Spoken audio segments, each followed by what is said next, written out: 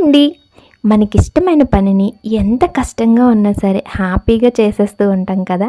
అది కుకింగ్ అయినా కానీ, బేకింగ్ అయినా కానీ, ఇంకేదైనా సరే. అవునా కాదా చెప్పండి?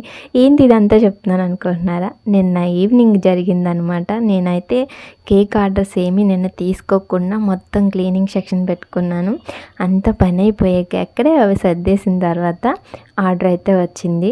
ఆర్డర్ ఇచ్చిన పర్సన్ ఎవరో కాదు, మా హస్బెండ్. ఇంకెలా కాదనగలం? అయినా కాదనలేననుకోండి. ఎందుకంటే కేక్ చేయడం నాకు చాలా చాలా ఇష్టం అన్నమాట.